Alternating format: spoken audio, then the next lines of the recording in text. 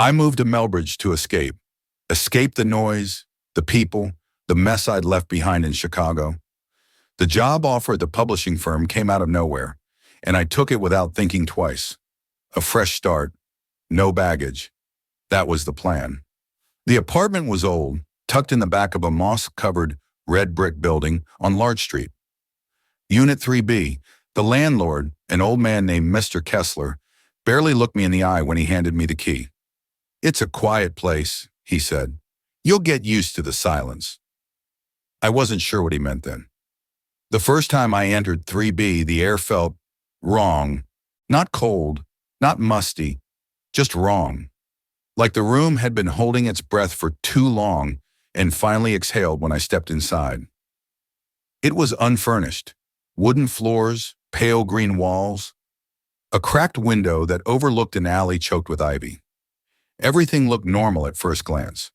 But the silence, it wasn't the peaceful kind. It was dense, like it had weight. My footsteps sounded muffled. Even my breathing felt too loud. I brushed it off, just nerves. That night I couldn't sleep, not because of noise, but because there was none. Total silence, no pipes groaning, no neighbors, no distant hum of the city, just nothing. I left the TV on for company, but sometime after midnight, it turned off by itself. Power surge, I told myself, but the remote was on the floor, across the room. I hadn't touched it. The next morning, I asked Mr. Kessler if the walls were soundproof. He looked surprised. "There's no one else on your floor," he said. "You're the only tenant in the building right now. Everyone else moved out." "Why?" I asked.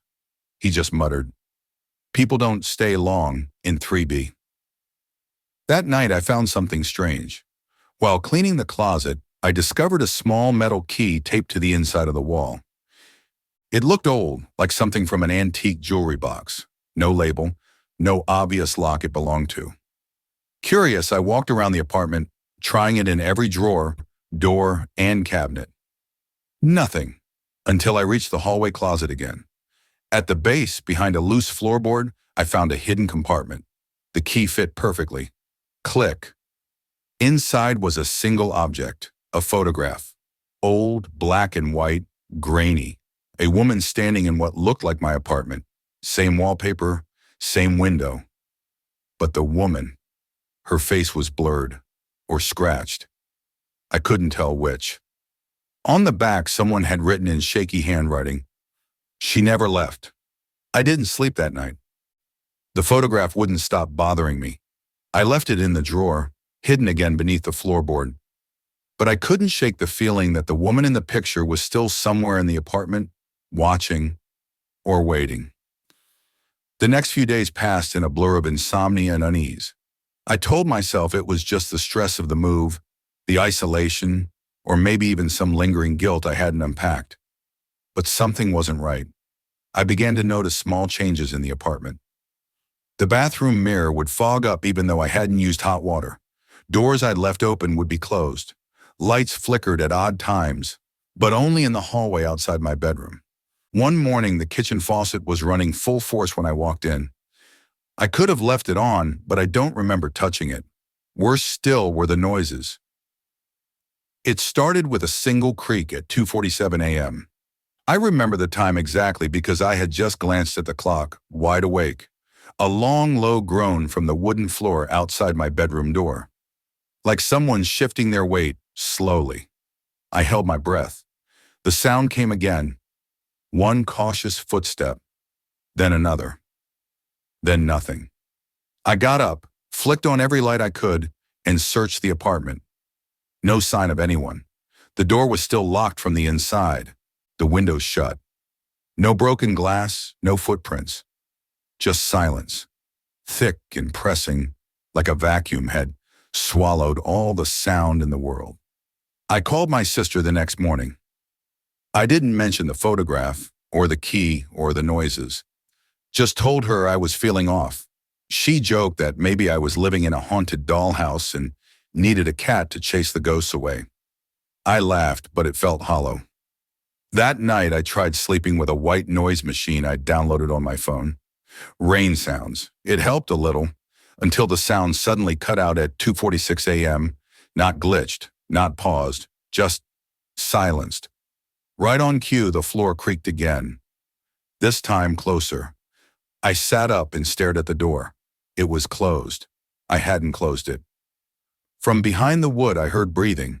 Not loud, not monstrous, just slow, calm breathing, as if someone was listening, waiting for a reaction. I whispered, "Who's there?" No reply. I reached for my phone. Dead. The battery had been at 72% an hour ago.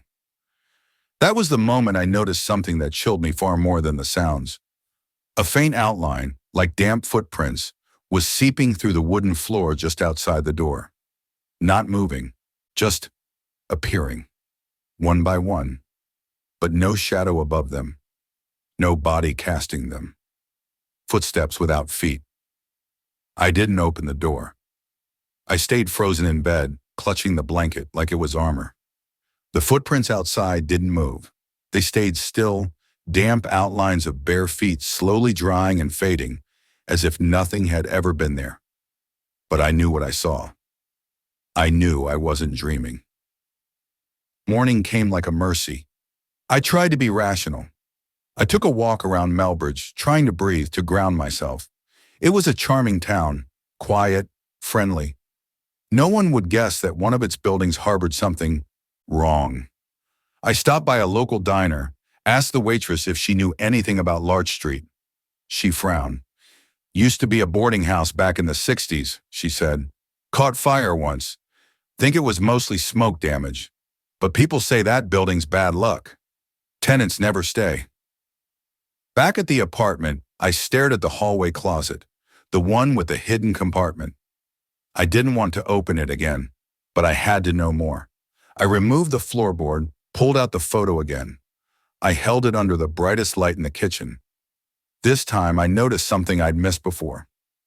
There was a mirror in the photo, hanging on the wall behind the woman, but her reflection wasn't right. While the woman stood facing the camera, her reflection was turned, head slightly tilted, looking straight out, straight at me. I dropped the photo. That night, I avoided the bedroom. Slept, or tried to, on the couch. I left all the lights on, woke up multiple times gasping for breath, convinced someone was in the room with me, but each time it was just me and the silence. Until I went to the bathroom around 4 a.m., the mirror above the sink was fogged again. I hadn't used any hot water. I wiped it clean. Behind me in the reflection was a figure, a woman. Pale, still, hair hanging like wet curtains over her face. She stood near the hallway, her arms limp at her sides. But when I spun around, the space was empty. When I looked back, she was still in the mirror. She raised her head slowly, revealing a face I couldn't fully see, blurred like smeared ink. But her mouth was wide, too wide, open in a silent scream. Then the light bulb above me burst, plunging the room into darkness. I ran, out of the apartment, into the hallway, down the stairs, barefoot and shaking. I slept in my car that night. Every time I closed my eyes, I saw her standing there, watching, waiting. In the morning, I almost called a moving company, almost packed up. But something stopped me. When I returned to the apartment later that day, the door to 3B was open. Wide open. And lying just inside the threshold was the photo. Only this time, my face was in the mirror behind the woman. I stood at the threshold of Unit 3B, staring down at the photograph. My fingers trembled as I picked it up. It was the same picture, the same grainy black and white image of the woman. But now, clear as day, I saw my reflection in the mirror behind her. Same shirt, same expression, same angle I had the last time I stood in the kitchen. I stepped inside slowly. The air felt heavier than ever, like walking into a room filled with wet cotton. The silence had returned, suffocating and absolute.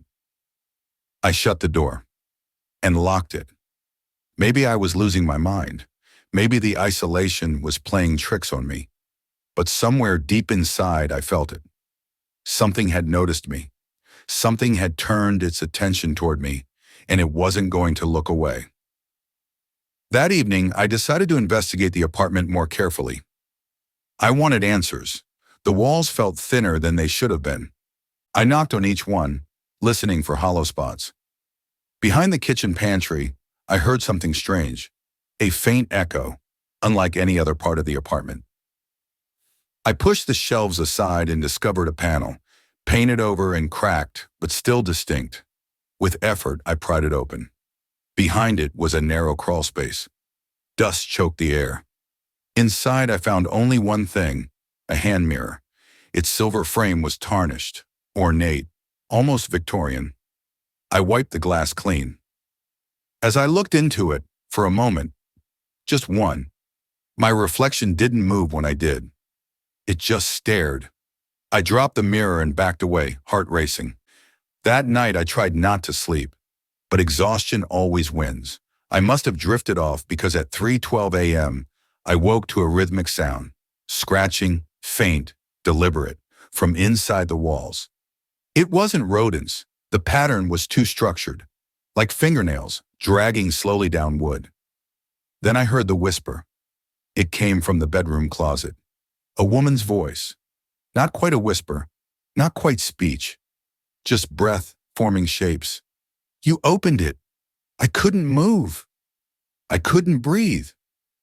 The doorknob to the closet began to rattle, gently at first, then harder. I bolted to the front door and yanked it open, but it wouldn't budge. The chain was latched.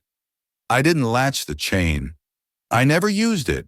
The scratching inside the closet turned into pounding. And then it stopped. Total silence. I turned slowly. The closet door creaked open on its own. Empty. Except for one new thing. Inside, scratched into the back wall in long, ragged lines, were words. She's inside the mirror. I didn't sleep after that. The message, she's inside the mirror, was etched deep, like whoever carved it had broken their nails doing so. Splinters clung to the gouged-out letters. I took a photo for proof, though I didn't know who I'd show it to. The apartment felt different now. Not just haunted, but watching. Like it had become aware that I was aware. Every mirror became a threat. I covered the one in the bathroom with a towel, draped a sheet over the living room mirror, even avoided my own reflection in the darkened windows at night. Still, she found ways to appear. That morning, I opened the fridge to grab milk. On the inner glass panel of the door was the faint outline of a face, moisture from the cold forming her features. It disappeared when I blinked. At work, I thought about telling someone, a coworker maybe, but how do you explain that your apartment is infected with something that lives inside mirrors? That it's showing you things, impossible things. That afternoon, I researched the building. Larch Street, Melbridge. Nothing recent, but buried in the town's public archives was one old article from 1971. Woman found dead in Larch boarding house fire. Her name was Eleanor Reese. According to the report, she was the only casualty, trapped in her third-floor room. Authorities found her body near a broken vanity, burned but intact enough to identify. No, her room, 3B. I stared at the grainy photo in the article. It was her, the woman in the photograph I'd found. And now she was in my mirrors. That night I heard something worse than footsteps. I heard my own voice. It came from the bedroom, slow, dragged-out syllables of me calling my name. Leah! Leah! But I was standing in the hallway, frozen, listening to a perfect imitation of myself echo through the dark. I crept to the bedroom. The sheet had slipped off the mirror. And in it, I saw her, Eleanor. Her face was clearer now, hollow eyes, stretched lips, her head tilted at an unnatural angle. But this time, she wasn't looking at me. She was staring at my reflection and smiling. I turned to run, but the hallway mirror caught my eye. I wasn't in it. Only her. She mimicked my every move, but I was gone. Trapped in that moment was the realization. She wasn't just inside the mirror anymore. She was trying to become me, and I was fading. I left the apartment that night. No suitcase, no packing, just keys, wallet, and a jacket. I drove. Didn't know where. Just away. Every time I checked the rearview mirror, I flinched, half expecting to see her in the back seat, or worse, to not see myself at all. I booked a motel 30 miles out of Melbridge. Cheap, dusty, but far enough that I thought maybe, just maybe, I'd left her behind. The manager gave me a room with no mirror, which felt like the first kindness I've been shown in days. I slept. When I woke, it was 3:33 a.m. There was a mirror on the ceiling, a long cracked panel above the bed I hadn't noticed before, and in it, she was already watching me. I scrambled out of the room barefoot, drove until sunrise, and pulled into the parking lot of the Melbridge Public Library. If I couldn't escape her, maybe I could understand her. The archives mentioned a fire, but little else. I needed something more personal. I found a reference to a diary, Eleanor Reese's private journal, preserved as part of a historical exhibit years ago, now kept in restricted storage. I lied, said I was a grad student researching trauma and historical architecture. The librarian hesitated, then led me down to a climate-controlled room and unlocked a drawer. She handed me the journal. Its leather was cracked and worn, the pages fragile, ink faded in places. But as I read, I saw her. Eleanor wasn't some malicious ghost. She was lonely, mentally unwell, isolated by her own mind long before the fire ever touched her skin. One entry caught me. The mirror is the only place I feel real. She's the one who understands. My reflection? She listens. She answers. One day, I think she'll let me stay. I felt sick. It wasn't just a metaphor. Eleanor had made a deal. A pact with her own reflection, an obsession so deep, so focused, that it created something, or summoned something, a presence that lived in the space between glass and shadow. And now, that presence had found me. Back in the car, I turned on my phone. These are missed calls. One voicemail, from my landlord. Leah? A weird thing. Your neighbor across the hall reported that you're still in the apartment. Said she saw you through the peephole going in and out. But we thought you'd moved. I hadn't been back. But someone who looked like me had. I ended the call, looked up at the rearview mirror. My reflection blinked. I didn't. I stared at the mirror. My reflection blinked again. Slow, deliberate. A second too late. I touched my cheek. So did she. I raised my left hand. She raised her right. It wasn't a mirror anymore. It was a window. I turned away and threw a sweater over the glass, breathing hard. My body was shaking, not from fear anymore, but from something worse. Recognition. She was already inside me, or maybe I was already outside. I didn't go home. I checked into another motel, one with polished brass doorknobs and no reflective surfaces. I sat in the corner and started recording everything, every detail, every timeline. I emailed it to myself, hoping that even if I disappeared, someone would know what happened, because I wasn't alone anymore. There were moments, flashes, when I'd look in the mirror and see myself doing something I wasn't doing. I was smiling when I wasn't happy, crying when I felt nothing. Once in the motel bathroom, I glanced up while washing my hands and saw myself brushing my hair, with a brush I didn't own. I started blacking out. A few seconds at first, then minutes, waking up in strange clothes. In the driver's seat of the car, I didn't remember parking. I checked my phone, texts sent that I didn't type, to people I hadn't spoken to in years. All signed L. She was practicing, wearing me like a coat. But she wasn't perfect. One night I sat at a gas station, watching surveillance footage from earlier that day. I'd parked there, the clerk said, and stood at the edge of the lot, staring into a puddle for 20 minutes. When I watched the tape, my body went cold. The woman in the video looked like me, moved like me. But when she turned toward the camera, just for a second, her eyes were wrong.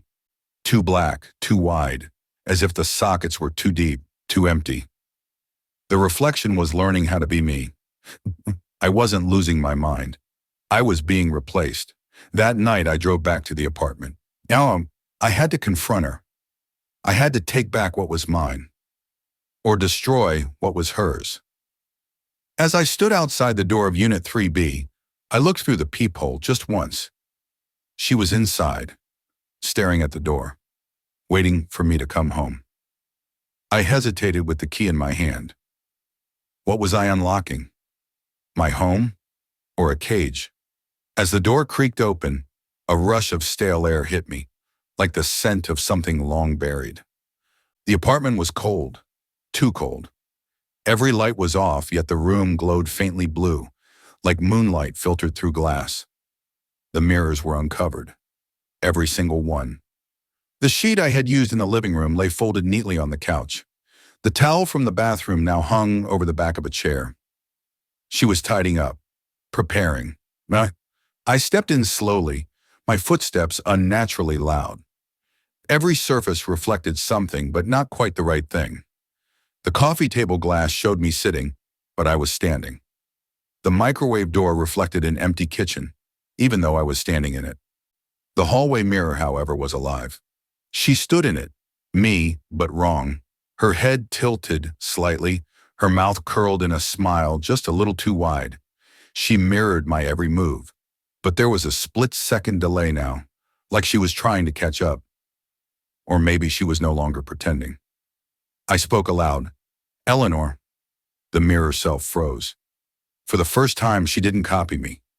Instead, she stepped closer to the glass, lips moving, but no sound. I leaned in. Her voice drifted faintly, not from the room, but from behind my ears.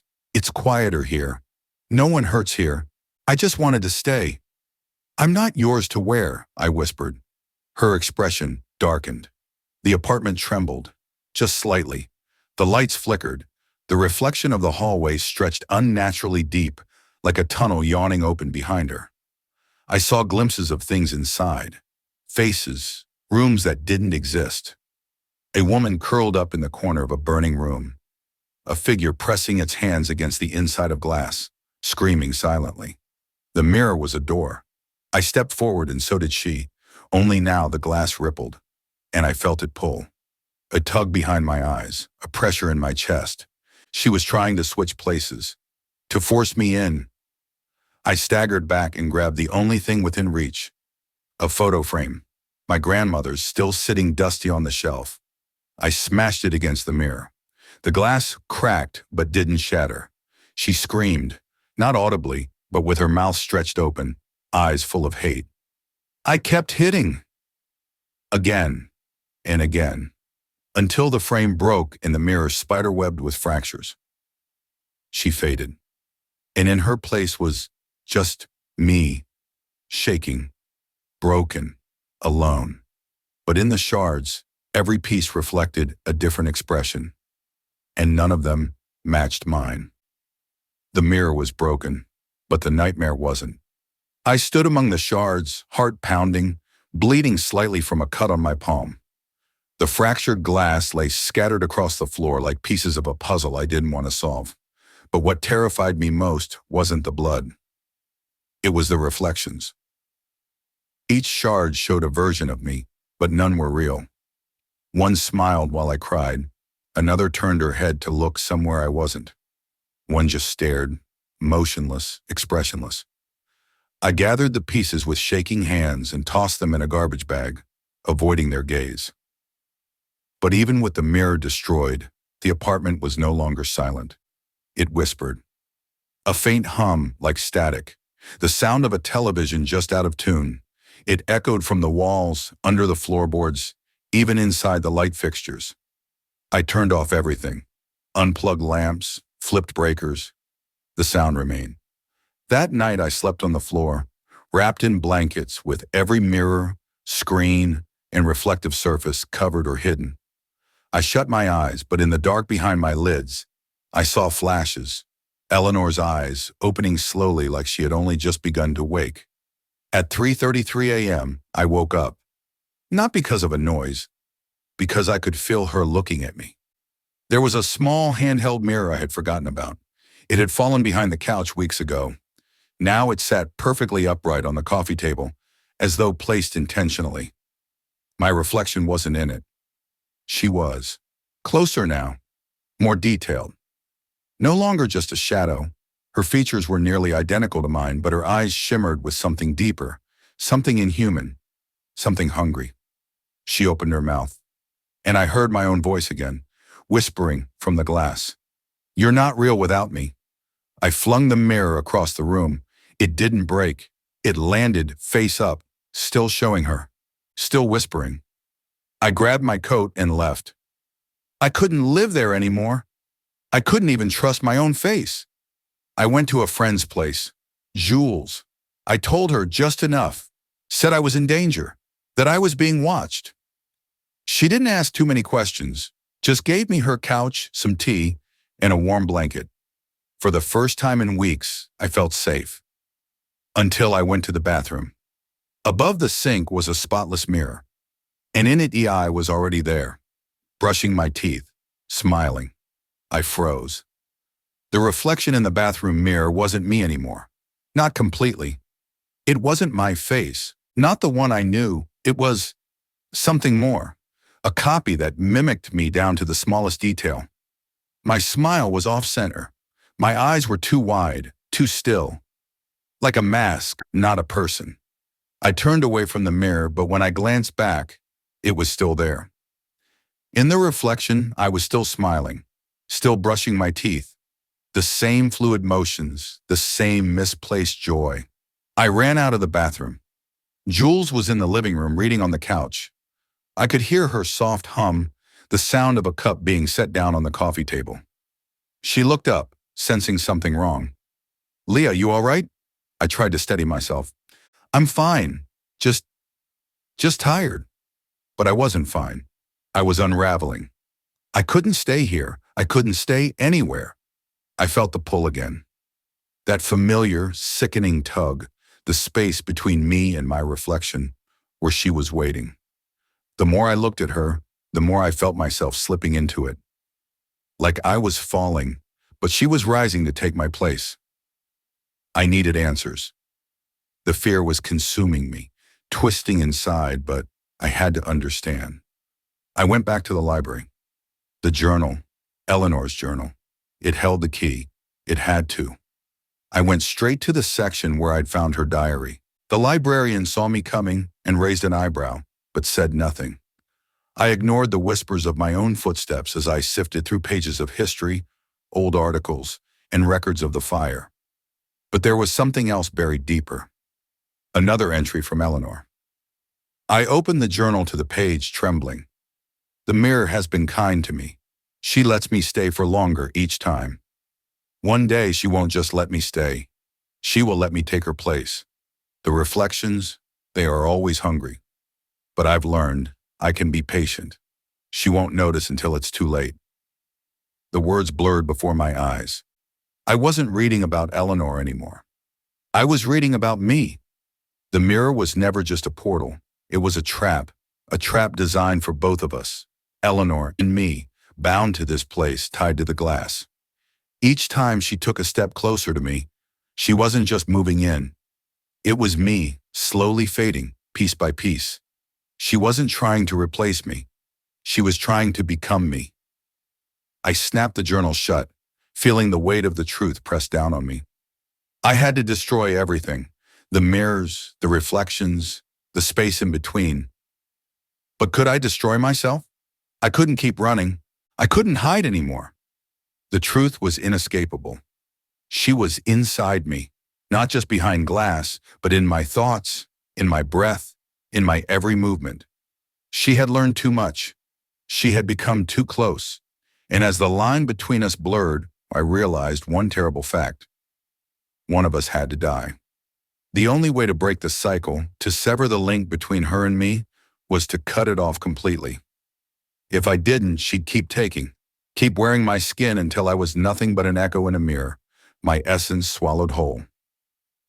I stood in the middle of Jules's apartment, the air thick with silence. She was asleep in the next room, unaware. I held the journal close, Eleanor's words repeating over and over in my mind. She won't notice until it's too late. I had to be the one to notice first. I knew what I had to do. The only way out was to face her, in the mirror. There was no other way to free myself. Not with running, not with hiding. With trembling hands, I gathered everything, every reflective surface in the room. Picture frames, glass vases, the mirror over the mantel. I gathered them all, the shards, the untouched surfaces. I brought them to the center of the room, piled them high. The room felt colder as I set everything in place. It was time.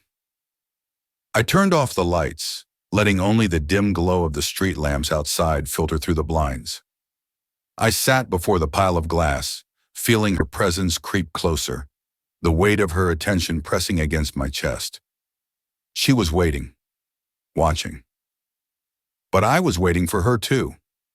As I stared at the pile of mirrors, I saw her first.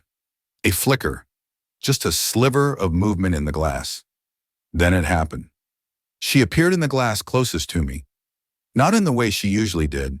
She wasn't mimicking me, copying me, or wearing my expression. She was stepping forward. Her figure formed from the reflection, from the very shards themselves, growing more solid with every breath I took. Her eyes locked onto mine, the same emptiness that had haunted me for weeks. She reached forward, her fingers scraping across the glass, slowly forming into a hand, as if she was pulling herself out. It was now or never. I took a deep breath, grabbed the sharpest shard from the pile, and pressed it to my wrist. And then I cut. The blood dripped slowly from my wrist, staining the shards of glass beneath me, mingling with the faint glimmer of Eleanor's reflection. She stopped. Her fingers, still stretched toward me, hesitated. I watched her, waiting for the pull, the force that had dragged me into this nightmare for so long. But it didn't come. Instead, she stepped back. For a moment, just a moment, the mirror didn't pulse with hunger. The reflection in the glass wasn't mine or hers. It was simply an empty space. No faces, no eyes, just darkness. I blinked. The room was still. The only sound was the slow, rhythmic drip of my blood onto the floor. Then I heard it, a faint whisper, almost like a memory. You did it. I didn't turn. I knew who it was. I didn't need to see her. The mirror had already shown me everything.